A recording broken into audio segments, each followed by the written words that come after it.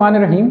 आज की इस वीडियो में हम चिल ब्लेंस पे बात करेंगे। यानी कि अक्सर लोगों को ये मसला होता है कि जब सर्दियां आती हैं तो उनके हाथों और पैरों की उंगलियों में बहुत ज़्यादा सूजन आ जाती है, बहुत ज़्यादा रेडनेस और स्वेलिंग होती है, जिसकी वजह से उनको बहुत ज़्यादा दर्द का एहसास होता है। इस चीज़ को हम चिल ब्लेंस कहते हैं। मेडिकल टर्मिनोलॉजी में इसको परनियोसिस कहा जाता है। आज की इस वीडियो में हम बात करेंगे कि चिल ब्लेंस बेसिकली होता क्या है, इसके बड़ी बड़ी रीजंस क्या हैं, इससे बचने के लिए आपने क्या क्या एहतियाती तदाबीर इस्तेमाल करनी है और इसके इलाज में की जाने वाली बड़ी गलतियां क्या हैं। देखें, चिल ब्लेंस का मतलब ये होता है कि हमारे जिस्म में मुख्तलिफ किस्म की खून की रगें पाई जाती हैं जो कि हमारे जिस्म के मुख्तलिफ अज़ा तक हमारे दिल से खून को सप्लाई करती हैं, ऑक्सीजन को सप्लाई करती हैं।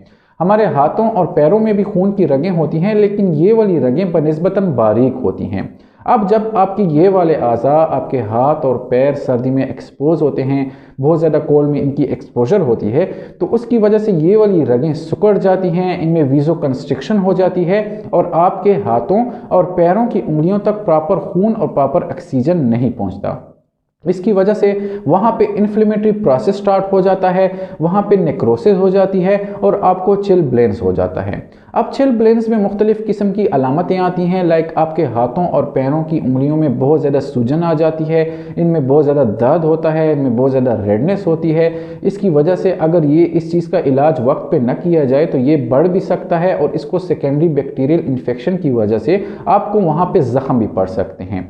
अब चिल ब्लेंस ज़्यादा तौर पे आपके हाथों और पैरों की उंगलियों को ही इन्वॉल्व करता है, लेकिन आपके जिस्म के और भी हिस्सों में चिल ब्लेंस हो सकता है, लाइक आपके नाक में हो सकता है, आपके कान में हो सकता है, आपके ताई में हो सकता है, आपके पुर्नियों के मसल्स में भी हो सकता है।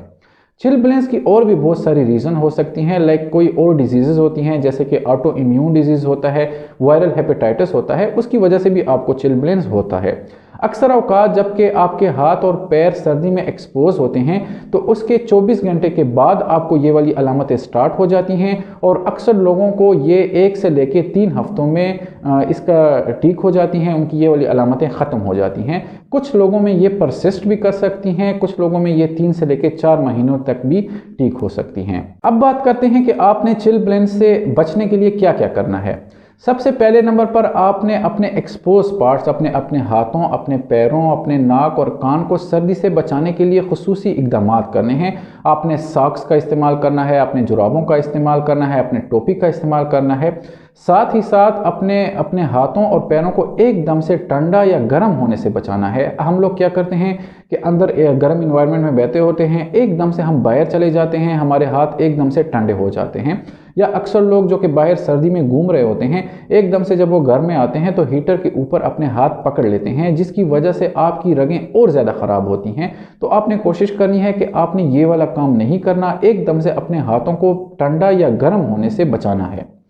दूसरे नंबर पर वो लोग जिनको ऑलरेडी चिल ब्लेंस हो चुका है, आपने क्या करना है कि दिन में एटलीस्ट 2 मरतबा आपने नीम गर्म पानी लेना है, उसमें अपने अफेक्टेड एरिया को, यानी कि अगर आपके हाथ को ये मसला हो चुका है तो अपने हाथ को उसमें पकड़ना है।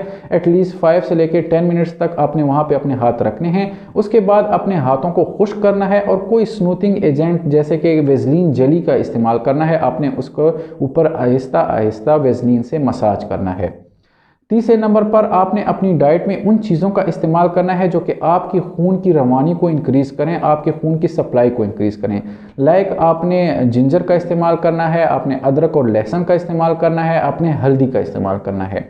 ये तीनों चीज़ें आपकी खून की रवानी को भी इंक्रीज़ करती हैं, साथ ही साथ इनमें एंटी इन्फ्लेमेटरी प्रॉपर्टीज़ पाई जाती हैं। लाइक चिल ब्लेंस की वजह से आपके हाथों और पैरों में जो इन्फ्लेमेशन हुई होती है वो भी इसकी वजह से ठीक हो सकती है। चौथे नंबर पर अगर आप स्मोकर हैं, आप स्मोकिंग करते हैं, तो स्मोकिंग में ये प्रॉपर्टी पाई जाती है कि वो आपकी खून की रगों को और ज़्यादा सिकुड़वाता है। तो आपने कोशिश करनी है कि अगर आपको चिल ब्लेंस का सामना है या आप बहुत ज़्यादा रिस्क पे हैं तो आपने सिगरेट स्मोकिंग को तर्क करना है, आपने सिगरेट स्मोकिंग नहीं करनी। 5वें नंबर पर आपने क्या करना है कि आपने एक्सरसाइज करना है, फिजिकल एक्टिविटी करनी है। लेकिन जब हम एक्सरसाइज करते हैं तो हमारे जिस्म में खून की रवानी इंक्रीज़ होती है, खून ज़्यादा तेज़ी से गर्दिश करता है, जिसकी वजह से आपके इन अफेक्टेड एरियाज़ तक खून ज़्यादा तेज़ी से पहुंचता है और इसके ठीक होने के चांसेस इंक्रीज़ हो जाते हैं। छठे नंबर पर हमारे यहाँ एक गलती की जाती है, वो ये होती है कि अक्सर लोग को जब चिलब्लेंस का सामना होता है, उनके हाथों या पैरों में सूजन आती है, तो वो एंटीबायोटिक का इस्तेमाल करने लग जाते हैं या कोई एंटीबैक्टीरियल क्रीम का इस्तेमाल करते हैं। ये चीज़ गलत है।